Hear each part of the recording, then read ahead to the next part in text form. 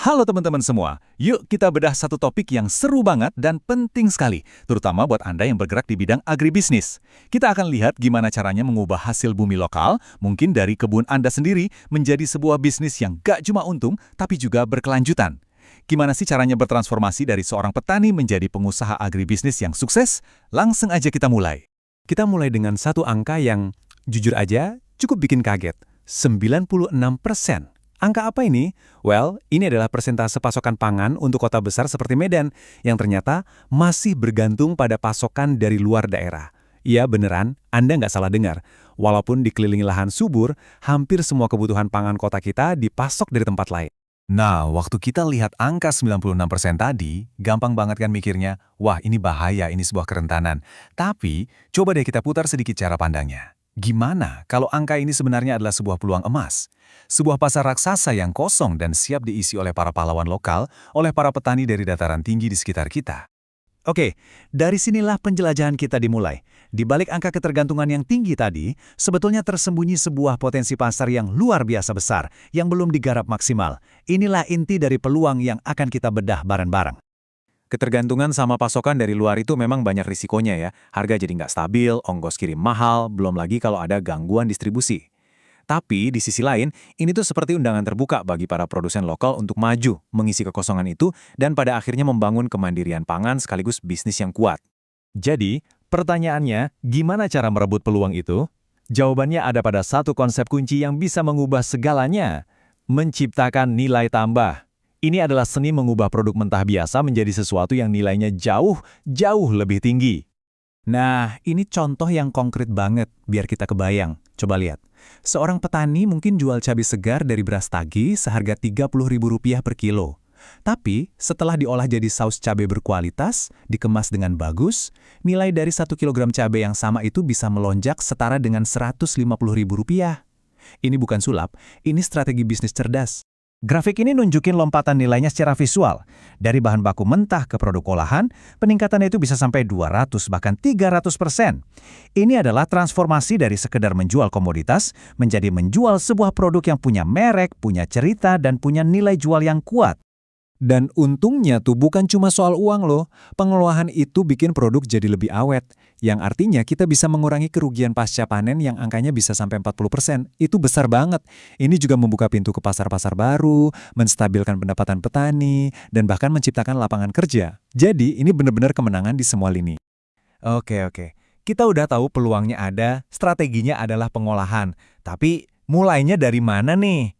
Langkah pertama dan paling fundamental adalah dengan benar-benar kenal sama produk kita sendiri.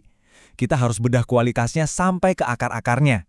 Proses analisis ini bisa kita pecah jadi 3 pilar sederhana. Pertama, kualitas fisik.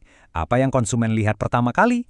Ukuran, bentuk, warnanya. Kedua, penilaian organoleptik. Ini cuma istilah keren untuk menggunakan panca indera kita. Rasa, aroma, dan tekstur. Simpel kan? Ketiga, analisis gizi yang bisa jadi nilai jual tambahan yang sangat kuat di pasar.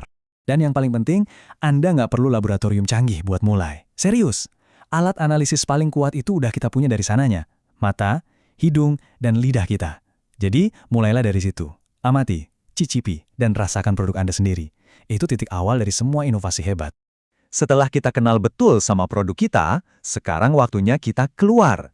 Kita harus geser fokus kita. Dari apa yang bisa kita hasilkan, menjadi apa yang sebenarnya diinginkan oleh pasar. Membaca pikiran dan keinginan konsumen, inilah kunci selanjutnya. Jadi, analisis pasar tuh apa sih sebenarnya? Gampangnya gini, ini tuh cara kita buat ngerti 3 hal. Seberapa banyak orang mau beli produk kita, apa sih yang mereka suka, dan trennya lagi ke arah mana. Informasi ini ibarat peta harta karun yang nuntun kita ke peluang bisnis yang paling tepat. Buat dapetin peta itu, ada 2 jalur utama. Pertama, ya turun langsung ke lapangan, pergi ke pasar, amati, ngobrol sama pedagang dan pembeli. Kedua, manfaatkan data yang udah ada, misalnya dari laporan Dinas Pertanian atau data statistik. Gabungan keduanya bakal ngasih kita gambaran yang utuh dan tajam. Di zaman sekarang, ngumpulin data kayak gini jadi jauh lebih gampang loh. Anda bisa bikin survei sederhana pakai Google Forms, sebarin lewat grup komunitas, atau sekedar pantau apa yang lagi rame dibicarakan di media sosial. Teknologi udah ada di genggaman tangan kita buat ngerti konsumen lebih cepat. Nah, sekarang mari kita sambungin semua titiknya. Kita udah punya produk yang kita pahami kualitasnya, dan kita udah tahu apa yang pasar mau.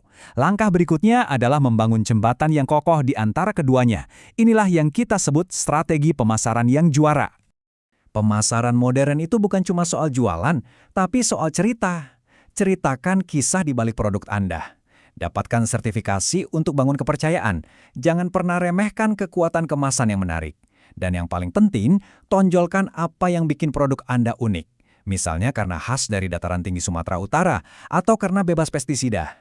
Terus, gimana caranya produk kita sampai ke tangan konsumen? Jangan cuma andalkan satu jalur. Mayoritas konsumen memang masih belanja di pasar tradisional, tapi ada juga platform online, kemitraan dengan hotel dan restoran, serta penjualan langsung ke komunitas. Diversifikasi adalah kunci biar bisnis kita stabil. Ini nih contoh nyata yang keren banget dari daerah lain, tapi prinsipnya bisa kita contek. Program buruan saya di Bandung itu berhasil banget menerapkan strategi multi jalur ini. Mereka jual langsung ke konsumen, kerja sama-sama warung sayur lokal, bahkan sukses masuk ke supermarket. Ini bukti kalau strategi ini tuh beneran jalan, bukan cuma teori. Kita udah ngobrolin banyak hal nih, dari melihat peluang, analisis produk dan pasar, sampai nyusun strategi pemasaran. Sekarang bagian yang paling penting. Yuk kita rangkum 3 angka kunci yang perlu Anda ingat dari semua pembahasan kita hari ini. Ingat angka ini bukan angka masalah. Ini adalah 96% peluang pasar yang sedang menunggu untuk Anda garap.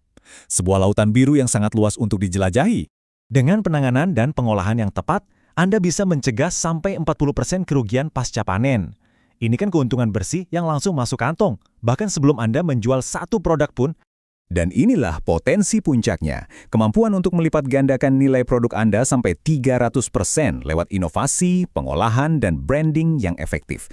Ini benar-benar sebuah game changer. Pada akhirnya, semua kembali ke prinsip ini. Kesuksesan itu dimulai dari pemahaman mendalam tentang produk dan pasar Anda. Pengetahuan yang kita bahas hari ini adalah fondasinya.